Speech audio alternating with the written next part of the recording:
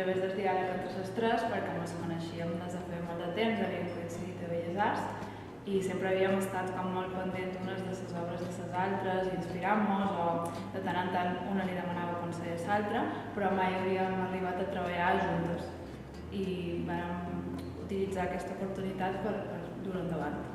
Las tres trabajamos desde lo personal y coleccionamos.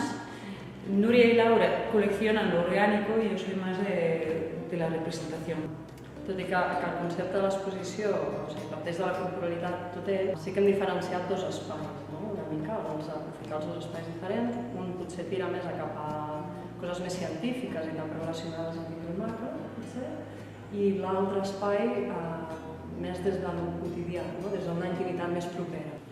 En esta sala casi todas las obras parten de algún tipo de ritual. El ritual de coleccionar, de acumular, que se aproxime a tradiciones de otras culturas o de las nuestras.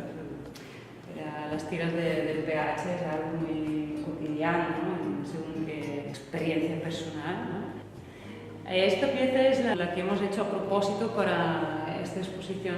La idea fue mía, pero las tres hemos colaborado. Lleva la sangre de las tres y hace referencia a los proyectos artísticos. Siempre llevan la sangre y el sudor del artista.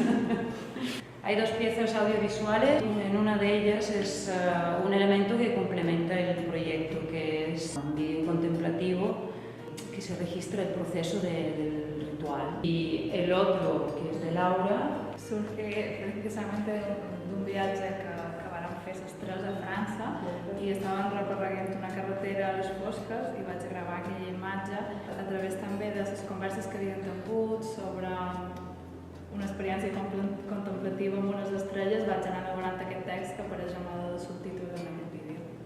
L'experiència d'escriptura també forma part del meu procés creatiu i està integrat dins d'aquesta exposició. També podem veure un segon text, que és un poema.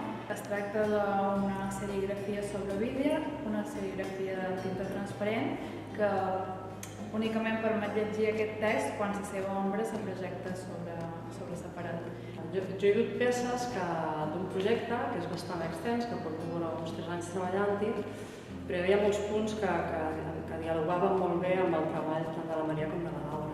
Molta part d'aquest procés és la part de l'acumulació. Hi ha un punt arrel que em trobo unes dents, que resulta que ma mare va guardar les dents de llet. Vaig començar en aquell moment a emmagatzemar el cabell que se'm desprenia quan em dutxava. No sabia en un moment exactament què volia fer amb ell, però sí que sabia que em serviria de matèria de creació. No? I amb tot aquest llarg procés hi ha punts en què les coses van madurant i llavors arribo a establir paral·lelismes amb temes més vinculats amb el macro.